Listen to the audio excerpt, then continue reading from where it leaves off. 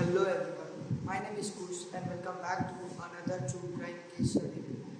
And आज का जो केस है जिसको हम स्टडी करने वाले हैं, इस केस के बारे में तुमने जरूर सुना होगा कहीं ना कहीं, क्योंकि जब ये हुआ था तो सारे न्यूज़ चैनल्स दिन रात इस केस को टेलीकास्ट कर रहे थे अपने चैनल कि एक माँ ने जिसने अपने बेटे को जन्म दिया, पाल पोस कर इतना बड़ा किया, उसने ही अपने बेटे का जान ले लिया। आखिर क्यों उसने अपने 4 साल के बच्चे के साथ ऐसा किया? So without wasting any further time, let's now little more about today's case revolving around Suchana Seth.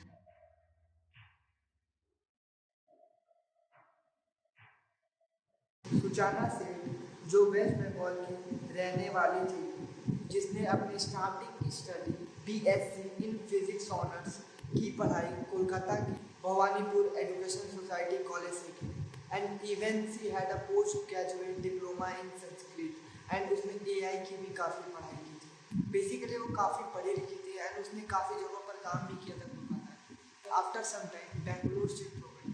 Basically अगर तुम कोलकाता में रहते हो तो तुम्हें पता है कि कोलकाता में एजुकेटेड लोगों के लिए जॉब्स की कितनी कमी है।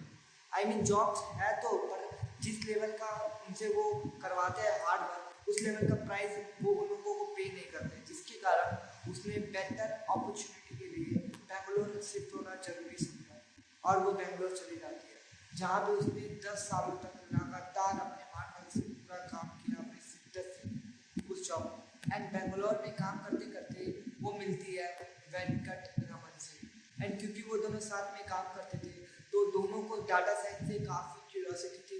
दोनों अपने फ्यूचर के लिए काफ़ी ज़्यादा एम्बिशियस थे, उन लोगों को कुछ ना कुछ बड़ा करना था अपने फ्यूचर के लिए, जिसके कारण वो लोग आपस में पहले दोस्त बने, फिर प्यार हुआ and then they decided to marry and after some time 2010 में वो दोनों शादी कर लेते एंड शादी के बाद क्योंकि अब वो दोनों का जो शेड्यूल था एक ही जगह जाता था, क्योंकि अब वो लोग मैरिड थे इसलिए, तो वो लोग फाइनेंशियली काफ़ी ज़्यादा स्टेबल थे एंड वो लोग जानते थे कि एआई कितना बड़ा इम्पैक्ट कर सकता है इंडिया में। आई मीन अभी भी कर रहा है, तुम देख सकते हो, जिसके कारण they decided to start a startup जिसका नाम द माइंडफुल एआई लैब था। एंड जैसा कि तुम्हें पता है कि इंडियन स्टार्टअप उतना चलते नहीं है। आई मीन तुम रेशियो देख सकते हो, गूगल पे कर लो, कहीं पर भी देख लो, रेशियो तुमको बहुत कम ही मिलेगा, यानी बहुत कम ही स्टार्टअप है जो एक अपना अच्छा नाम कर सकते हैं मार्केट में। एंड वो दोनों इस स्टार्टअप में अपना पूरा फाइनेंशियल कंडीशन से लेकर हर एक चीज़ का वो लोग हेल्प करते थे, क्योंकि बेसिकली जो भी होता है उनके फ्यूचर के लिए बढ़िया होता। But after some time Venkat को शक होने लगा कि शायद ये हम लोग का फाइनेंशियल कंडीशन को एआई खराब मत कर दे, आई मीन ये प्रोजेक्ट खराब मत कर दे स्टार्टअप, जिसके कारण वेंकट ने सोचा वो इस स्टार्टअप को छोड़कर एक प्राइवेट कंपनी में जॉब करेगा एंड उसने किया भी, जहाँ पर उसे काफ़ी अच्छा सैलरी दिया जा रहा था। बट सूचना इस बात से खुश नहीं थी एंड उसे गुस्सा भी आया था कि क्योंकि बेसिकली एक स्टार्टअप में काफ़ी फाइनेंशियल प्रॉब्लम आ सकते हैं स्टार्टिंग में, तो वो सब कहाँ से आया। And after some time 2019, after 9 years of their marriage, they had their first child जिसका नाम उन लोगों ने चिन्मय रखा। एंड तुमने ये देखा होगा हर तरह के पेरेंट्स के, चाहे वो इंडिया हो या फिर फॉरेन कंट्रीज में, बेसिकली जब बच्चे होते हैं तो इंसान को एक मोटिव मिलता है, एक मतलब मिलता है कि हाँ अब हम यहाँ पे रह सकते हैं। अगर वो चाहते हैं सेपरेट होना तब, आई मीन तुम समझ लो मैं क्या बोलना चाह रहा हूँ। तो इस केस में इसका बिल्कुल अपोजिट हुआ, जहाँ उन लोगों को और करीब आना चाहिए था, बट ये अपोजिट हुआ कि वो और दूर चले गए, क्योंकि वो अपना स्टार्टअप कर रही थी सुचाना एंड वेंकट अपना जॉब करता था, तो उन लोगों के बीच में रोजाना झगड़ा होता था कि चिन्मय का रिस्पॉन्सिबिलिटी तुम ठीक से नहीं कर पा रही हो, या फिर वो बोलती थी कि तुम नहीं कर पा रहे हो, तो दोनों ही बिजी रहते थे एंड एक दूसरे को ब्लेम गेम करते रहते थे एंड इसके लिए काफ़ी झगड़ा होता था एंड वो बच्चा देखकर क्या ही कर सकता था एंड ये सब काफ़ी दिनों तक चला। But after some time Venkat को इतना ज़्यादा बुरा लगा, इतना गुस्सा आया कि वो घर को छोड़कर चला जाता है एंड आफ्टर सम टाइम सुचाना पुलिस स्टेशन जाती है एंड अपने ही हस्बैंड पर यानी वेंकट पर डोमेस्टिक वायलेंस का केस करती है एंड आफ्टर सम टाइम वो कोर्ट पे जाते हैं एंड कोर्ट में सुचाना के पास काफ़ी प्रूफ थे, मैसेजेस थे, वीडियोस थे, काफ़ी ज़्यादा चीज़ थे, जिसके कारण सुचाना के फेवर में ये सब कुछ चला गया। And even after some time उसने अपने बेटे की कस्टडी भी अपने पास रख लिया कि वो वायलेंस से अपने बेटे को भी मार सकता है, वो कुछ भी कर सकता है, इसलिए मैं नहीं चाहती कि मेरा बच्चा उसके पास रहे, तो उसने उसका कस्टडी भी ले लिया था एंड उसने कोर्ट से एलिमनी भी मांगी। एलिमनी यानी एक तरह का कॉम्पनसेशन कि वो अकेले रहते हैं, उनको घर चलाने के लिए कुछ पैसे चाहिए। तो उसने कोर्ट में बोला था कि मुझे 2.5 लाख चाहिए पर मंथ, बट कोर्ट ने इसको कम कर 20,000 कर दिया। एंड वेंकट को अपने बच्चे से मिलने से स्ट्रिक्टली मना कर दिया गया। एंड यू नो बाप बाप होता है, कुछ भी हो जाए। एंड वो अपने बेटे से कितना ही दूर रह पाता, जिसके कारण उसने कोर्ट से अपील किया कि उसके बच्चे से वीक में एक दिन भी तो उससे मिलने दिया जाए। एंड वो सब कंडीशन मानने को तैयार है, सुषाना जो भी बोलेगी, बट उसे अपने बच्चे से बस मिलना है कैसे भी। एंड जिसके बाद कोर्ट ने ये डिसाइड किया कि वेंकट एवरी वीकेंड पे सैटरडे को 11 बजे से लेकर 1 बजे के बीच में अपने बेटे से मिल सकता है, but in a family court visitation centre पे। बट सुचाना इस न्यूज़ से बिल्कुल भी खुश नहीं थी, क्योंकि सुचाना का मकसद ही यही था कि वो वेंकट को चिन्मय से दूर रखे, ताकि वो उससे दर्द मिले उसको, क्योंकि वो अपने बेटे से बहुत ज़्यादा क्लोज था। तो वो सुचाना चाहती थी कि वो जितना दूर रहे, वेंकट को जितना बुरा लगे उतना ही अच्छा है। एंड जिसके बाद after very very long time finally Saturday आता है, जब वेंकट अपने चिन्मय से मिल सकता है। बट सुचाना ने बहाना बना दिया एंड उसे उसके बच्चे से नहीं मिलने दिया। बेसिकली दोनों के ही बच्चे थे, तो उसने उसे नहीं मिलने दिया। बट ये पहला वीक था, तो वेंकट को पता था कि वो जानबूझ के ये सब कर रही है, तो उसने जाने दिया कि छोड़ो, इतना दिन मैंने वेट किया तो 1 हफ्ता और भी वेट करूंगा। तो अब नेक्स्ट वीक आया, उस दिन भी उसने ऐसे ही बहाना कर दिया। बट वेंकट को पता था कि वो दोनों घर पर ही हैं, फिर भी वो झूठ बोल रही है कि हम लोग बिजी है, कि चिन्मय कहीं है या फिर कुछ भी। वो झूठ बोल देती थी, बस कोई ना कोई रीजन दे देती थी झूठ बोलने का, बट वो रहती थी घर पर ही। एंड ऐसे करते करते 4 वीक्स बीत जाते हैं। एंड 4th वीक में वेंकट ने सुचाना को धमकी भी दिया था कि अगर तुमने अब मुझे नहीं मिलने दिया उससे, तो मैं कोर्ट पे जाऊंगा, अपील करूंगा कि तुम मेरे साथ ऐसा कर रही हो जानबूझकर। जिसके कारण सुचाना ने 5th वीक पर ठीक शुक्रवार को गोवा का एक ट्रिप प्लान किया, ताकि चिन्मय अगेन अपने फादर वेंकट से ना मिल पाए। वो गोवा के सोलब्यान ग्रैंडा सर्विस अपार्टमेंट में रात के 11:30 बजे चेक इन करती है 6 तारीख को। इसमें उसने 6 से 10 तारीख तक का बुकिंग करवाया था। एंड जब 7 तारीख को सैटरडे आता है, फाइनली जब अगेन वेंकट अपने बेटे से मिल सकता है, तब वेंकट ने उसे कॉल किया सुचाना को, ये बोलने के लिए कि अनफॉर्चुनेटली वो इस वीक अपने बच्चे से नहीं मिल पाएगा because of some office work, वो इंडोनेशिया जा रहा है। एंड उसने बोला कि मैं मिल तो नहीं सकता हूँ, तुम मुझे बस उससे फोन पर ही बात करवा दो। बट उसने मना कर दिया। एंड ये खबर सुनते ही सुचाना परेशान हुई, पर क्यों? उसी दिन 7 तारीख को 10 बजे सुचाना ने होटल स्टाफ को बोला कि वो उसके लिए एक कैब बुक कर दे, उसे बेंगलुरु जाना है, उसका कुछ इम्पोर्टेंट चीज़ वहाँ पर रह गया। एंड उस स्टाफ ने एडवाइस दिया कि अगर आपको इतना जल्दी ही जाना है तो आप एक फ़्लाइट बुक कर लो, वो जल्दी पहुँचा देगा। बट सुचाना ने बोला नहीं, मुझे कैब से ही जाना है बस। एंड तो बिना और कुछ बोले उसने ऐसा ही किया, उसने एक कैब को बुक कर दिया। एंड मुझे नहीं लगता तुम्हें ये बताने की ज़रूरत है कि काफ़ी सारे होटल्स में उन लोगों का personal staff, I mean personal drivers और जो कैब वैब वाला होता है, सब कुछ रहता है। तो उन लोगों ने उसी में से एक ड्राइवर को कॉल किया एंड उसे बताया कि तुम्हें बेंगलुरु जाना पड़ेगा, एक औरत है उसके साथ। एंड वो मान जाता है, क्योंकि उसे रात को गाड़ी चलाना काफ़ी पसंद था, तो वो बिना सोचे हाँ बोल देता है। बट जैसे ही उसे पता चला कि वहाँ से उसे अकेला ही आना पड़ेगा, तो उसने एक शर्त रखा कि मैं जाऊँगा, पर मुझे 15,000 के बदले मुझे 30,000 चाहिए एंड मेरे साथ एक इंसान और जाएगा। बेसिकली लॉन्ग ड्राइव में इंसान चाहता है कि उसके साथ कोई रहे, बातचीत करे, ताकि नींद ना आए उसे रात के टाइम एंड कोई एक्सीडेंट ना हो। एंड उसने ये बोला। एंड द सरप्राइजिंग पार्ट कि सुचाना मान गई। Dude, how can somebody so डम कि वो 15 का 30 दे रही है एक कैब से जाने के लिए? फ्लाइट से तो इजीली चल जाती थी, बट आखिर क्यों? एंड ठीक रात के 12:30 बजे वो वहाँ आता है एंड सुचाना अपना एक लगेज लेकर बाहर निकलती है। एंड उसने उसे बोला कि ये उठा के तुम अपने डिक्की पे रख दो। एंड जब वो उसे उठा रहा था ना, तो वो कुछ उसको ज़्यादा भारी लगा, पर उसने सुचाना से पूछा कि आखिर ये इतना भारी क्यों है? तो उसने बोला कुछ ज़्यादा शॉपिंग हो गया था गोवा में, इसके कारण ये भर चुका। एंड उसने बिना कुछ सोचे उसे अंदर डाल दिया एंड वो वहाँ से निकल गया। एंड अगर तुमने कभी भी किसी भी ट्रिप पर कहीं लॉन्ग ड्राइव पे गए हो, तो तुम्हें पता है कि रात को जब लोग कार चलाते हैं, एंड दिन में ही क्यों ना हो, लोगों को बात करना पसंद है, स्पेशली ड्राइवर्स, ताकि उनका मन लगा रहे किसी चीज़ में एंड वो सोए नहीं है, होता है, बस आदत होता है सबका, तो इसमें भी ऐसा था। एंड उसने सुचाना से काफ़ी बार बात करने की कोशिश भी की, पर सुचाना ने कुछ भी उसे पता नहीं दिया।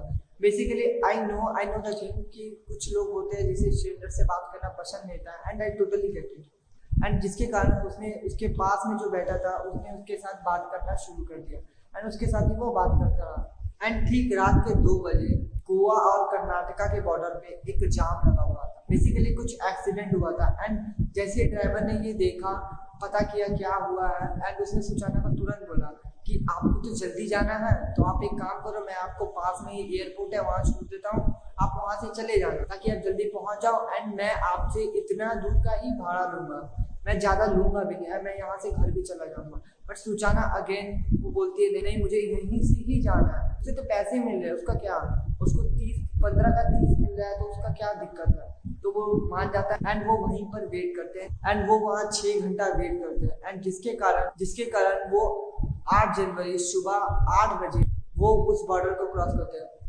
एंड उसी सुबह जब होटल स्टाफ सुचाना के रूम में जाते हैं उसे साफ करने के लिए, तब उसे वहाँ पर खून मिलता है एक टॉवल में।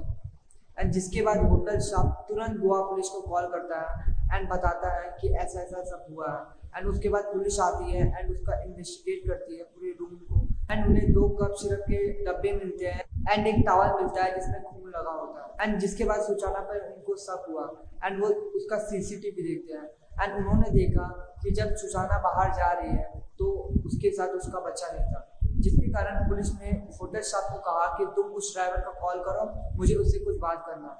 उसने उस ड्राइवर को कॉल किया, एंड उस ड्राइवर ने बोला कि तुम सुचाना को फोन लो, मुझे बात करना सुचाना से कुछ, मैं पुलिस बोल रहा हूँ। तो उसने ऐसा ही किया, उसने सुचाना को फोन दिया एंड उससे पूछा कि तुम्हारा बेटा किधर है।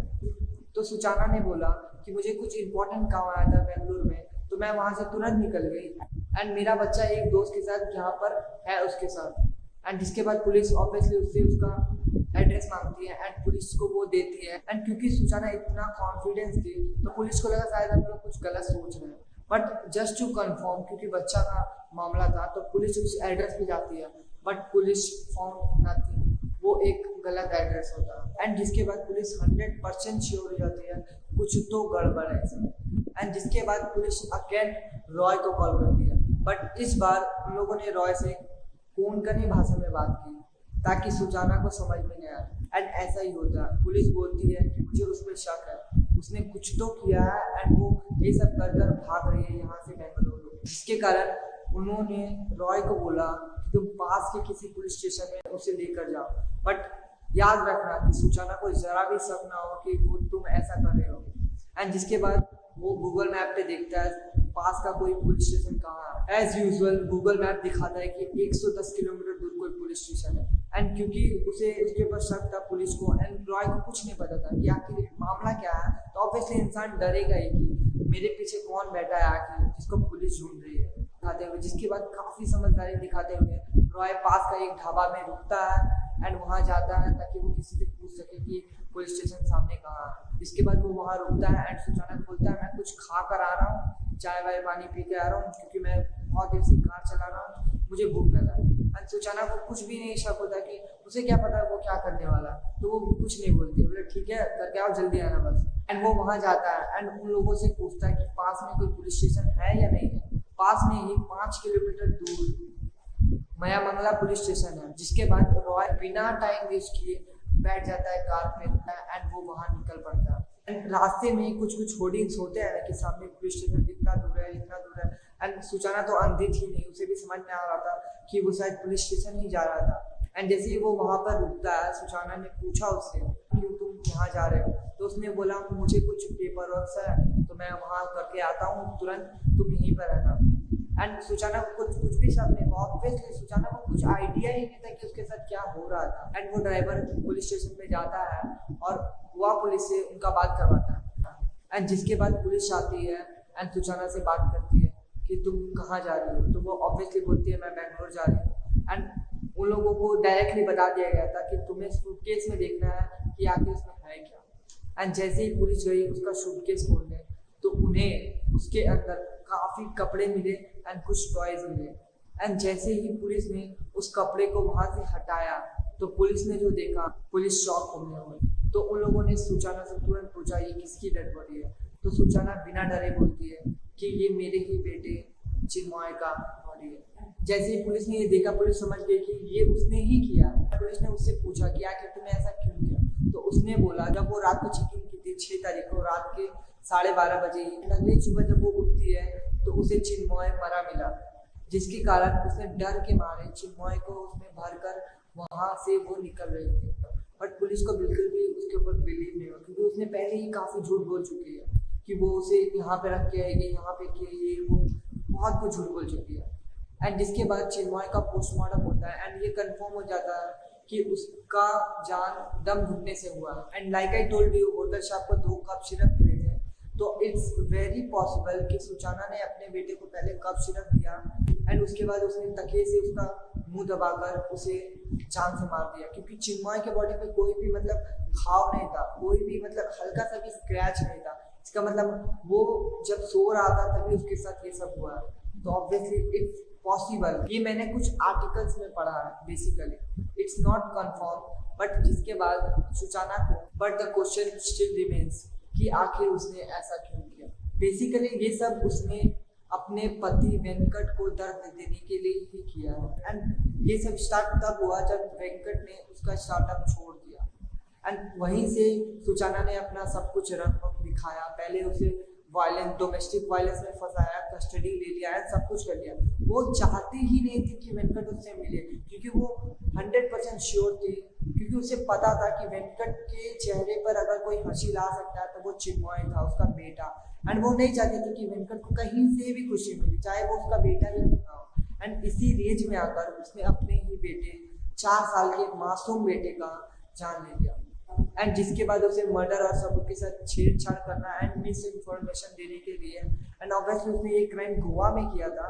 तो गोवा से भी उसे सेक्शन 8 गोवा चिल्ड्रंस एक्ट के तौर पर उसे उम्र कैद की सजा हुई। And that's the end of today's case. I hope you like the video and if you did make sure to subscribe the channel. तुम सब्सक्राइब नहीं करते लोग। अगर तुम्हें ऐसे ट्रू क्राइम डॉक्यूमेंट्रीज पसंद है तो मुझे सपोर्ट करो। आई विल मेक श्योर कि तुम जो चाहो मैं वो बनाऊँ, तुम जो बोलोगे मैं वो बनाऊंगा। बट तुम बोलो तो सही कमेंट पे। अगर तुम्हें कमेंट में शर्म आ रहा है बोलने में तो तुम मेरे को ईमेल कर दो। मेहनत वाला काम तुम्हें करना है, मुझे क्या। तुम कमेंट में इजीली बता सकते हो, बट तुम्हें अगर नहीं बताना तो तुम ईमेल कर सकते हो। And I will definitely take your case अगर वो सच्चा हुआ तो। And before you go, I would like to tell you, please be safe and be very very close to your close one, because ये दुनिया दिन पर दिन खराब होती जा रही है। And I see you in the next video. तब तक के लिए bye bye.